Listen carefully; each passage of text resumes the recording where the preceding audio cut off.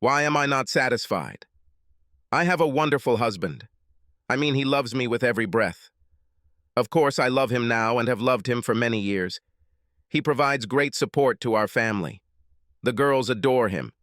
He's a great person to be around. Neighbors are not shy about asking him for help with anything computer-related, and believe me, they ask for a lot. I never suspected that he wanted another woman other than me. He doesn't even flirt. Derek almost always satisfies me in bed and gets upset if I don't reach my peak. I know he's a pretty good lover because I had a few lovers before we got married to compare. Derek was the best I've ever had, but I came to the conclusion that my knowledge base was over 20 years old. For most of our marriage, it never occurred to me to stray, at least until the incident with Roger. See, as I approached 45 and wasn't too far away from being an empty nester, I found myself needing more reassurance that I was still an attractive woman from someone other than my husband. Even though Derek always said I was more beautiful than ever, I can see myself in the mirror. Breasts that were pert are now sagging. Wrinkles appear on smooth cheeks. I need to dye the gray in my hair. The butt that once fit in the chair is now starting to go beyond the limits. I can look good with makeup and the right dress, but for how long? I began to imagine in my dreams what another lover might do. I started thinking about how I could discreetly meet other men if I took the risk. Sometimes, when Derek and I made love, I would remember other men, such as television and movie stars. New, handsome, young guys who came to our office could excite me. I started sexing my work wardrobe, short skirts, bras that lifted my breasts, and one more button undone on my blouses. Compliments from men at work have increased. Changes in my wardrobe have been noticed. Roger was a nice man who flirted with me for several years at work, but I never took it seriously until one day I was feeling particularly frisky. It seemed like a bluff when we were left alone. He immediately saw through my bluff and locked the door to my office. Feelings that had been building up for months caused my morals to spontaneously combust. Without thinking about the consequences, I attacked him passionately and furiously. The clothes were taken off, my table was cleared, everything happened quickly, and there was détente. It was amazing. We were lucky we weren't caught. Our clothes were put on in record time. He left and I sat in the chair, stunned, before putting the things back on the table. I used a lot of facial wipes and had to spray air freshener to kill the smell of sex. The excitement of what we did was amazing. It took a good hour to get back into working mode. This supposed one-off fling left us both wanting more. Recognizing that our first time was too dangerous, we planned a more secret repeat. Once again, we managed to please each other and not get caught. Short, secret meetings soon became simply not enough for us. Roger came up with an idea for us to go on a cruise together. For 2 weeks, we will be alone with no one around who could inform us. I thought for a long time about how to approach Derek that I would be leaving for 2 weeks. Perhaps I'll use the half-truth method. I will tell him that I need a temporary trial separation to restore my old middle-aged spirit. I want to have time to think about the future of our family, talk to other people, have fun, and be free to temporarily explore some new relationships with other people. Derek will have the same freedom from me while I'm gone. After 20 years of marriage and sex with only one woman, he would probably like to take a little break from marriage. I doubt Derek will date another woman, much less do anything with her, while I'm away for a while. He loves me so much that he'll probably just wait and take me back. He might pout a little, and I might have to promise not to do it again. I know Derek will endure a lot to keep the wife he loves and his family intact. Additionally, he will likely realize that his finances will take a big hit in the divorce. That's why I'm sure he won't do anything too drastic because of my spiritual quest. I fully intend to return to be a faithful wife after the cruise. In fact, I'm already looking forward to it. In fact, I plan to smother Derek with all the sex and attention he can handle as soon as I get back. I think that 2 weeks of unrestrained sex on a cruise will satisfy my desires so much that I will stop seeing Roger for a long time, maybe forever. If that doesn't happen, Roger and I will have to figure out an even safer way to meet. But I will have to avoid seeing him for several months after I reunite with my husband. I don't want to risk my future sharing my children, grandchildren, and retirement with Derek. We'll have to be very, very careful. Now, I just need to approach Derek the right way, when he is in a good mood. Data. Lydia and I finished the session, which was somewhat reminiscent of lovemaking. I say kind of because I can tell that Lydia's heart wasn't quite in it. Oh, she made all the appropriate love sounds and expressions of how good it was. The fake discharge, however, almost made me laugh. However, she was able to bring me to climax, which seemed to be her goal. As we lay on our backs in bed, she apparently decided it was time to broach the subject I had been expecting. "Derek, you know that I love you, right?" I thought. Finally, here it is. Thank God I'm ready. I played along with her. "Yes, darling. And I know you love me, right?" "Absolutely, my dear. If I really needed something that could help me a lot, you would let me do it, right?" "Of course, dear. What do you want?" As if I didn't know. I mean my whole life, body and soul, to reevaluate everything, including our marriage and my motherhood. I think I could do this only with a temporary trial leave from my duties as a wife and mother. You guys could probably take a break from me too. We will all feel better when I return, rested and more dedicated than ever to being the best wife and mother I can be. I feel like I need some time to explore. Wait, where are you going? I went out into the corridor and shouted towards the girls' rooms. Girls, wake up. The time has come. Bring your things to the kitchen. Okay, Dad. We're not sleeping yet. We'll be there now. Derek, what's going on? Why do girls come here? There is no need to tell them anything now. We still have a lot to discuss. We will have enough time to tell them everything. Lydia, our girls are part of the family that you just announced that you want to change. Both of them are old enough to understand what you want and what the consequences of it are. We all, as a family, need to discuss what needs to happen. I think it's best if we all sit around the kitchen table and each of us gets a chance to speak. I went down to the kitchen despite Lydia's request to talk to me alone. The coffee seemed delicious to me, so I made myself a cup. I didn't offer to make coffee for Lydia. Lydia seemed to be losing courage. Derek, you're making too much of this, honey. I'm just asking for some personal time. Leave with your boyfriend, Roger. We know. Lydia looked shocked. Roger? Why are you tying him up? He's just a friend at work. I need time to figure it out. How to have sex with Roger without sneaking and still be able to choose between him and me with the girls. We know. You know? What are you talking about?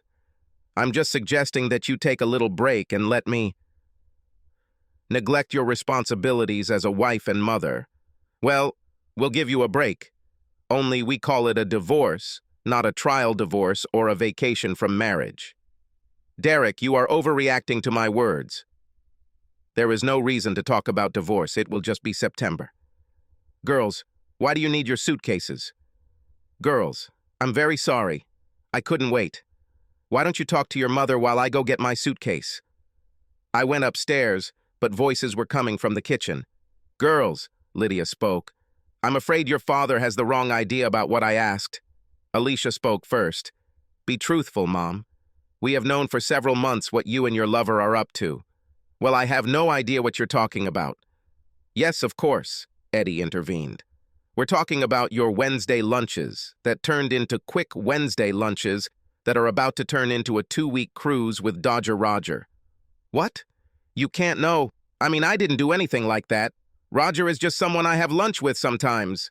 Alicia took the initiative into her own hands. Oh, really? The first time you two decided to take your lunch break in your executive inn room, your dad got a call. Your office was looking for you. You and Roger have exceeded your hourly lunch limit. Dad said he has no idea where you are. When you returned home that evening, he made up a story about how he came to pick you up after dinner and didn't find you. You lied and told him you were dating your boss. It wasn't a lie. It was the honest truth. I was at a meeting with Mr. Albright. The secretary must have made a mistake.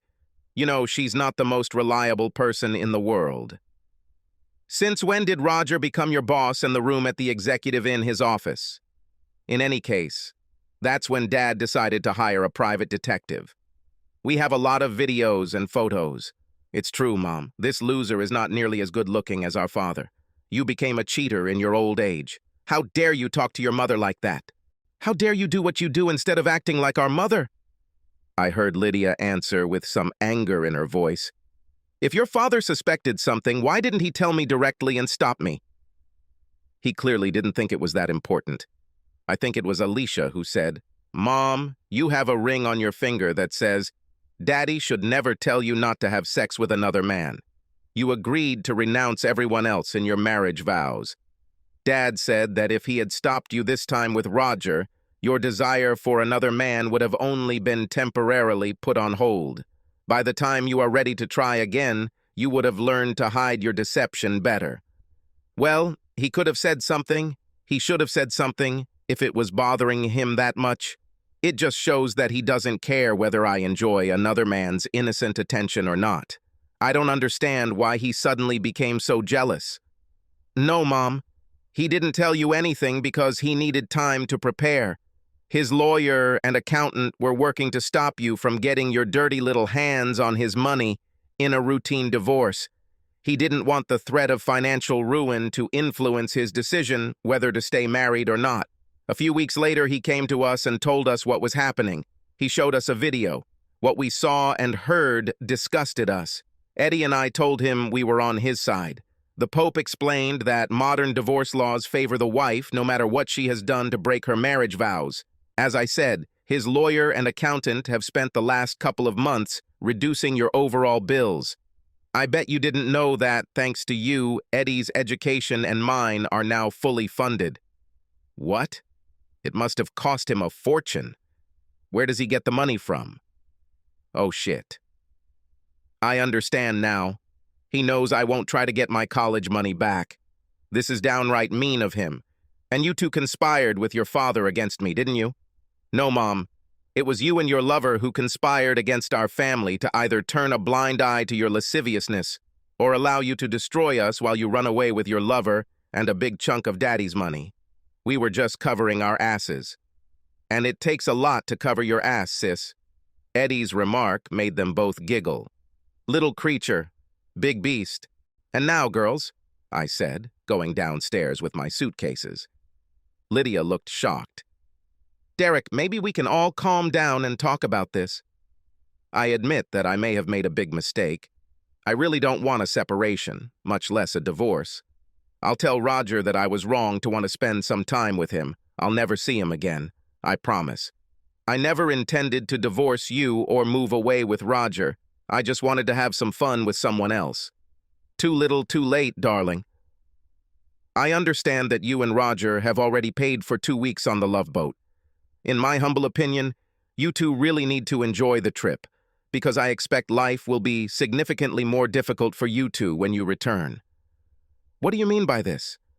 Firstly, you will have to take care of all the household chores and other responsibilities yourself, because the girls and I will live in a new apartment. Secondly, oh, Dad, which one did we buy? Please let it be the one with the hot tub. It was available the day before yesterday when I last checked. We may have to spend a couple of nights in a hotel room until we find out if it's available, but I'm pretty sure we'll get the apartment we want. The girls were joyfully excited. Like I said, secondly, I don't think you'll be here alone. Eventually, Roger will need somewhere to live, Madge told me. Madge, do you know Roger's wife? Our trip shouldn't matter to her. She does not care. Either way, their divorce is almost finalized. I guess it was Roger who told you about it. The truth is that their divorce was a surprise to Madge when I met her almost 2 months ago. She waited and prepared with us so that she would be ready to respond as soon as you two broke the news. I called her a few minutes ago while I was upstairs. I think Roger is being kicked out of their house now. She said something about her older brother coming to help her get rid of the trash. He told me that she had already agreed to the divorce and didn't mind us going on a cruise or something. Roger told his wife that he had to go to California for a 2-week internship. A week ago, she clarified with her boss that no training was expected. Did she talk to Mr. Albright? Yes. Oh, yes. What a coincidence. He's your boss, too. This brings us to number 3. When you and Roger return from your trip, you won't have to go back to work. Your and Roger's boss was waiting for my signal to fire you both. He agreed to wait, and in the meantime, chose a replacement. He won't do anything like that. Roger and I are valuable collaborators. You and Roger are employees whose actions allow Madge and I to sue your company for allowing communication while on the job. He was very pleased when Madge and I agreed to drop the lawsuit if you were both fired. It shouldn't have been like this at all, Lydia cried. No, it was you who should have remained a faithful wife and mother. We were supposed to grow old, retire, and enjoy our grandchildren together. Instead, you decided to alienate your family, significantly reduce the amount of money you would have, and tarnish your reputation beyond repair. Derek, I can't believe you're treating me so badly. I thought you loved me. What else are you going to do to annoy me? Glad you asked. If you fight a divorce, an edited version of your escapades with Roger will go to your parents, relatives, co-workers, neighbors, and they just might end up on a pornography site, though with Roger's small spear it probably wouldn't be too popular. This cannot be. Derek, I love you. I always returned home. I just wanted to be alone for a while. In about a month, everything will return to normal. And now you've come at me for no reason. Of course, all these years of marriage are worth cutting me some slack. You all should give me some forgiveness and a second chance. Actually, no. You had a second, third, fourth, etc. chance every time you decided to meet Roger instead of doing what a wife and mother was supposed to do. As for what this marriage was worth, 3 months ago it was worth everything to me. It was then that I realized that our marriage and our children meant nothing to you, or at least much less than before. Lydia, you hurt me very much. I was so depressed that I could have done something to myself if it was just the two of us. I thought about giving in to you, but then I decided that through my actions I would teach our girls what they should not do with their future husbands. I thought about going through with a normal divorce, but the image of not being able to see my girls whenever I wanted helped me come to my senses while fighting the madness. After my lawyer told me about getting a divorce in favor of my wife despite adultery, I was motivated to see you and Roger get as little reward and as much punishment as possible. I think you'll soon see that we've done a pretty good job. Now listen to me, Derek. You can't just pick up and leave with the kids. I'm their mother. The court will grant me custody in a divorce. I'll charge you with kidnapping if you take them. Don't think I won't do it. Perhaps you are partially right. However, my lawyer and I decided to postpone all procedures until Edie was old enough to officially say who she wanted to live with. Alicia has already signed the notarized statement. I admit that you can force Edie to stay with you, but it probably won't be a good experience for you. Yes, Mom. What do you think? I used to be a rude and impulsive girl. Just wait until I start skipping school, experimenting with drugs, and having sex with boys. If this doesn't work, I'll complain that your boyfriend, Roger, is sexually harassing me with your support. So, as you can see, Lydia, we are ready. And you? Obviously not the way I thought.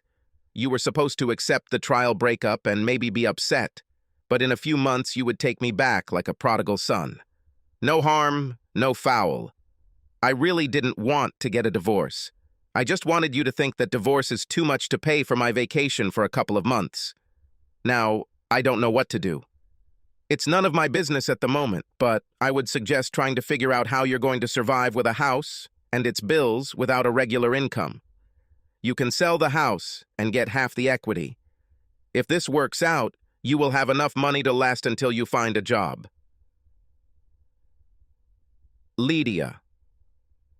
As Derek and the girls were about to leave, the phone rang. This is probably Roger looking for a place to stay. Don't let him use my things except for yourself, of course. They disappeared before I could call out to him. Hello? Lydia? You know we've been caught. Yes, they just left. Bastard, things aren't going the way you said they would. I shouldn't have fallen for your bullshit. Hey, I didn't seduce you. You attacked me in your office. I may have been hot, but you were on fire. There is no use arguing now. We need to decide what to do to save our marriages and jobs. Can I come? Madge kicked me out. I really can't afford a motel. I guess it doesn't matter now. But hurry up. I need to try to get some sleep today. Maybe tomorrow we can do something to at least save our jobs. Can you pick me up? I don't have my car keys and I don't want to go back and deal with Madge again tonight. Data. The night of the confrontation was the last time we were together as a family. Before the divorce hearing was scheduled, Lydia disappeared. The house was quickly sold. She took her half of the capital and all our savings and checks, I think, out of spite. I wasn't worried. Most of our property went towards prepaying for the girls' college. My share of the house was only about $20,000. We took out a home equity loan a few years ago to build a back deck and patio, so our equity at sale was lower than it was a few years ago. I used the money from selling the house to replace our emergency fund that I used to fund the kids' college. With my income and no alimony, I didn't really need the money. In the end, due to Lydia's actions, I decided to wait a year and go through with the divorce due to her absence, which would prevent her from coming back to me later for money or custody. I was not interested in her return. Roger surprisingly stayed in the area. I heard that he found a low-paid job and lives modestly, on his own. Madge recently told me that she is engaged to one of her divorced neighbors, but is in no rush. I got burned once, I got embarrassed twice. Good for her. The girls and I are doing well. Now they are both in college. Alicia graduates next year. Edie could graduate in 3 years, although she is considering joining the Marines. The girls correspond with their mother on Facebook, but do not share information with her about me or with me about her, as I requested. I work at my old job and have a friend with benefits who is a divorced school teacher. Now that my girls have moved out and her son is heading off to college, she'll probably move in with me soon. We didn't talk about marriage, but we did talk about commitment and exclusivity. My sex life has never been better. She takes pills and we use condoms. You know I have to be on my guard. Lydia Derrick knew, of course. The girls are willing to keep in contact with me, but they said that their father does not want to give information about him or receive information about me. God, it's like the first 20 years of our marriage were nothing. In those years, I was a good wife and mother. Damn it. I worked a lot at home and at work. My money, along with Derek's money, went towards maintaining the house, girls, cars, and all our bills. I contributed enough that I didn't feel guilty about taking the rest of our checks and savings, what little was left after Derek went crazy. Fund a women's college in advance? A brilliantly smart move on his part. How could I dispute this? I'm not such a creature as to chase this money. I think the real question is, how big a creature was I? Did I deserve all the punishment that was inflicted on me after 245 months of being a good wife and mother, and only 3 months of being a bad one? I didn't deserve what happened to me, at least not everything. In fact, it wasn't 3 months of bad behavior, but 3 months of stupidity. Roger wasn't such a good prize. Much of its value lay in the thrill of secrecy and the thrill of taking such risks. Once I faced the consequences, the value of my relationship with Roger dropped to 0. The poor guy wanted to move in with me, said I owed him for ruining his marriage. Why did I leave the city? I was an unfaithful wife and a liar, and with the photographs to prove it. I felt like everyone knew what I did. I didn't trust that Derek wouldn't release the video and add to my embarrassment in front of the people who knew me. Overnight, he transformed into Dr. Avenger. When I left, I hoped to start over until Derek calmed down and thought about taking me back. So here I am, waiting. I have a good job. I worked in finance for a health insurance company. I was the one who had to discuss with clients why they should pay any money, even if they have insurance. Now I work at a hospital trying to explain to people why they should pay the hospital any money when they have insurance. Fortunately, Mr. Albright, my former boss, was honest about my abilities and why I was fired. My new boss said he was willing to take the risk of hiring me, but warned that any whiff of my lecherous smoke would be a reason for him to put out the fire. I have a nice little apartment. I don't need much. I don't have much of a social life. Unfortunately, I spend a lot of time on a special chat site for women who have been dumped for cheating. It's amazing how well I got off compared to some of the women in the chat. Hey, I still look good. Derek knows that I can be a good wife and mother. Does he really want to go through the whole middle-aged dating scene for a new wife? I'll wait a little. I hope the girls will finally crack down a little more and work on their dad for me. Derek was preparing for our divorce. I will prepare for our reconciliation. I spent a lot of time thinking about the good years. It's not difficult. A song, a picture, a smell, a word, and I go to the land of memories. My heart hurts strangely when I do this. I cry often. I can't believe Derek doesn't do the same, especially when he's with the girls. How many of his memories of girls include me? He must miss me. He must. We meant too much to each other for me to stop mattering to him. Derek, please find that place in your heart that still wants to love me, wants to forgive me, wants to give me a second chance. I will never betray you again. I was stupid to throw away 20 wonderful years of walking the same path together. I hope he won't be so stupid and will forgive me after such a small zigzag. Will it come true?